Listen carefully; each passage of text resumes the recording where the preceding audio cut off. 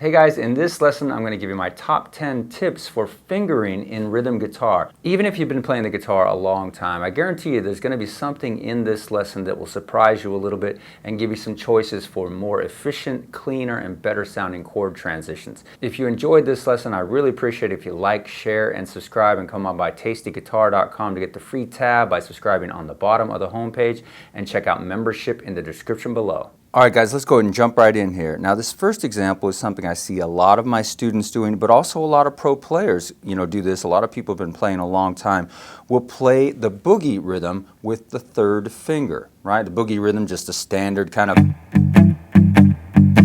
of shuffle feel or a straight feel. If you do this with your third finger, your first and third finger here on the fifth of the chord, you're really putting yourself in an awkward situation here, and it's going to be tough to stretch over to get that E note there, which is the sixth, but almost impossible to get the flat seven, right? Okay, and that's something you definitely want to be able to do. Right? You want to be able to reach up there. So I always suggest you do this with the second finger here on the fifth of the chord.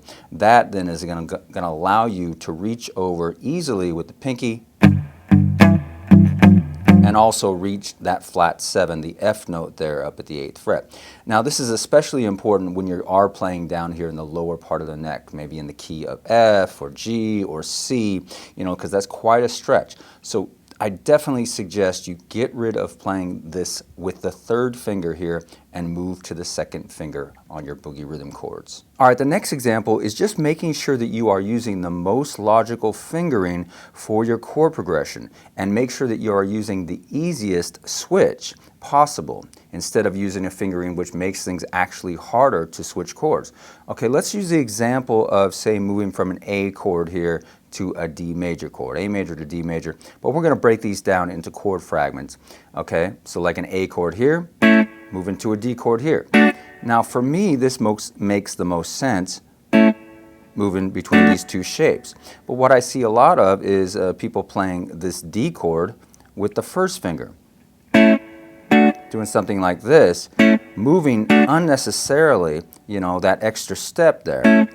So you always want to try to find the easiest fingering to where you're going next. But let's take another example here. Say we are coming from that D chord, and then now we're going to move to the G chord here, which is based off of that C shape there, right? Well, in this case, it does make sense to play that D chord with that barred index finger, and then just move to the G here. So in this case, I'm not going to, use the third finger here and then move up here to the G chord. I will use that index finger and move right down to that G chord. So always look for the most logical fingering to the chord which is coming next. The next example is a very common sound in funk rhythm especially, and that's moving from a 6 to a flat 7. And this will work both over a minor chord but also a dominant chord. So we're talking about this kind of sound. This kind of thing right here. Now what I see a lot of people doing, a lot of my students especially, would be to play this with the third finger and then the pinky here. And a lot of times that is perfectly fine as long as you have the clearance here underneath your third finger to get both of these notes ringing. A lot of times what happens is people will mute the high E string with the bottom of that third finger. So the way that I play this is the pinky here instead, and then just moving that same pinky up to the 8th fret. Because there's a lot less flesh here on the tip of that pinky to mute that high E string. It's a lot easier to get that clean and get clearance there so you don't mute that high E. Okay, so that's one thing you might try, especially if you are kind of getting in the habit of muting that high E string here. So I'll demonstrate that just over a simple loop here. Really easy to both get that clearance and also move all the way up to the 8th fret. So give that fingering a shot if you find that you are muting that high E string when you're playing this pattern. Another crucial thing to master in using chord fragments in your rhythm guitar playing is muting. Now, because chord fragments are generally using 3 strings, sometimes 4, we need to mute everything else so that we don't get a bunch of open strings ringing. So let's take the example of this D chord again here, and this again is just coming off of that larger bar chord shape, and I'm going to play that here with my index finger because next I'm going to go to a G chord. That one again based off of that C shape. Now, this particular voicing is just using the notes on the D, G, and B string, and same thing with the G chord. So I have to mute everything else, the low E, the A, and the high E. And what you want to make sure that you're doing, say in this example right here, is using the tip of that index finger to mute the A string, just kind of, bumping it up against the bottom of that A string and keeping it there. So when you do strum, you don't have to worry so much about hitting that A string and having it ring open, because it's going to be dead even if you hit it. Now with the top here, we need to make sure that we curve up a little bit and don't hold that flat, otherwise you'll get a completely different chord, a D6 chord. So you got to curve that up, mute the high E, and at the same time keep that on the bottom of that A string, muting that. So muting is very important part of fingering. Okay, so same thing when I go to this G chord here.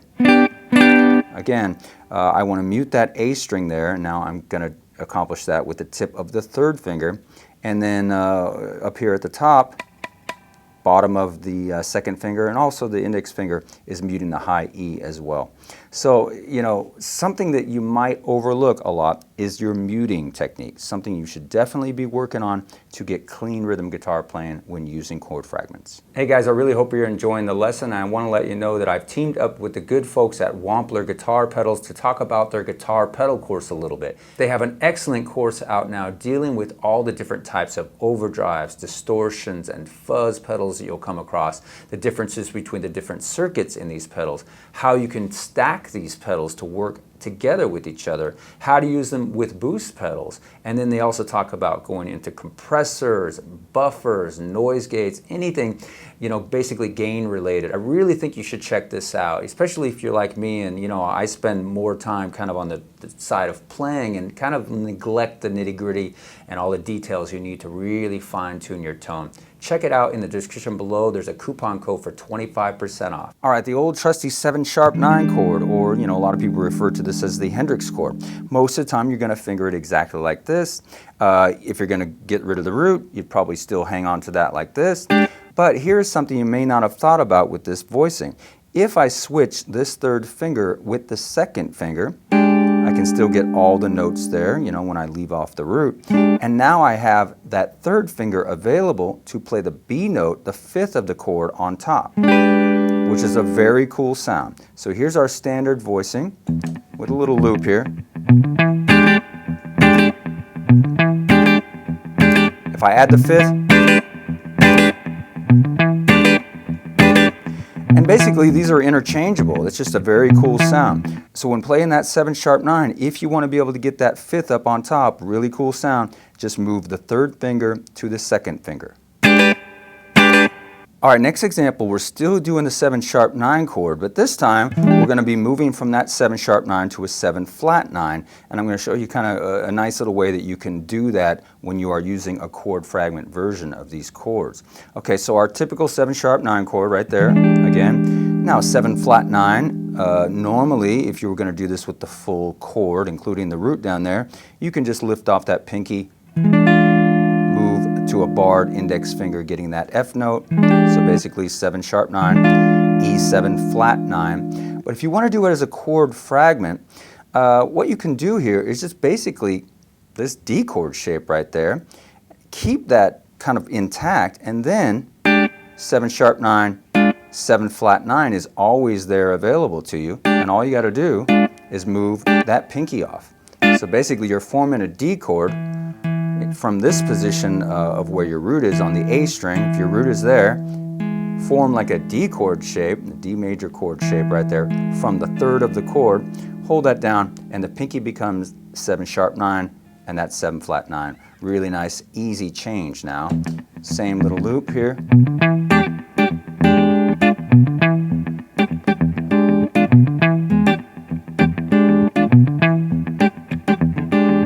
Anyways, a nice little tip for you there, going from 7#9 to 7/9. Now this next example is really going to free you up when you want to be able to kind of accompany yourself with chords on top and a bass on the bottom. And that is just by using your thumb for a bass note instead of an index finger. So let's take an example here of the A minor 7 chord here at the 5th fret. So what I see a lot of my students doing is trying to play the top of the chord here and maybe jumping down and getting the bass note with the index finger, something like this. Something like this, right? That creates a lot of unnecessary movement, and anytime you have unnecessary movement, there can be a lot of mistakes, hitting open strings, wrong strings, etc. Now I suggest when you want to play chord fragments on top, but a bass line kind of below or having some bass notes, try to go to the thumb use for your bass notes. It's going to give you a lot more mobility and a lot easier to play.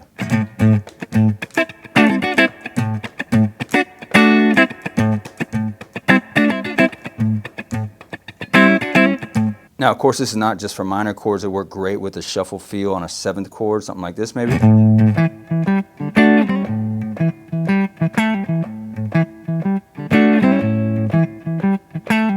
So anyways, just experiment with using the thumb on a bass note instead of an index finger. Now here's another thing I see my students do a lot of, and I always try to correct this, and that is when using intervals of 6, kind of out of that shape. I'm talking about this interval of a 6. I see a lot of folks doing this with the 1st and 2nd finger. Now this can be okay if you're kind of using that in isolation, but in reality, most of the time, or a lot of the time, you use this interval of a 6 in combination with this one down here at the top of that G chord. Okay, so it makes a lot more sense to play this shape here with the 2nd and 3rd fingers and not the 1st and 2nd fingers, because then I can just slide that 2nd finger up. Something like this. Makes for a very easy transition. Or returning down here, you can slide down there and get back to that original G shape. Anyway, so when you're using this interval of a 6 and that shape kind of there, I suggest you move over from the 1st and 2nd to the 2nd and 3rd fingers. All right, another very common sense tip here, but I see this one a lot as well, is in a dominant 7 chord fragment coming off of the A shape. So let's take the example of a D7 bar chord here, right? Now typically if you're going to play a chord fragment version of that, you could take the middle 3 notes and this. Now this is the way that I play it, but what I see a lot of my students doing and a lot of others is doing index 2nd and 3rd, creating this shape right here. Okay, and then that can be fine, but for me that's a really awkward stretch there between that 1st and 2nd finger. It's unnecessary to have to do that stretch, especially in these lower frets. It can be kind of uncomfortable. So what I suggest you do is 1st, 3rd, and 4th finger, and that'll allow you to kind of get this movement here when you kind of go to a sus7 chord, right, which is a very common move. Very easy now relative to this, if you're getting used to using that 3rd finger there. I mean, you can do it with the pinky, but still you have that awkward kind of stretch there between the 1st and 2nd. So I suggest when doing a dominant 7 chord fragments based off of that shape, always play it with the 1st, 3rd, and pinky.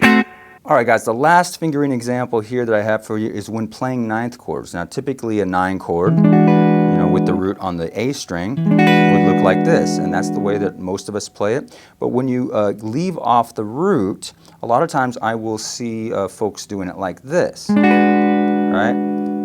Doing an A, this is an E9 chord here, and this is perfectly fine if you're then going to go say to a 13 chord, right? That's the most logical fingering for that.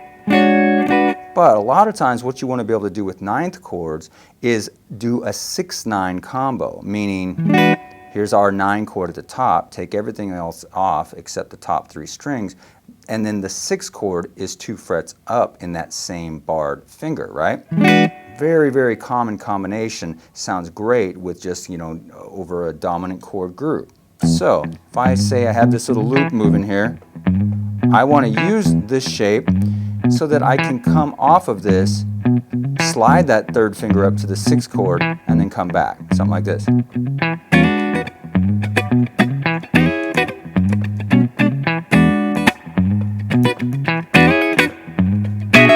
So I suggest you play your 9th chord chord fragments with the 1st and barred 3rd finger instead of the 2nd finger, unless, like I said earlier, unless you are going up to a 13 chord, because using the 9 chord in combination with the 6 is a great sound.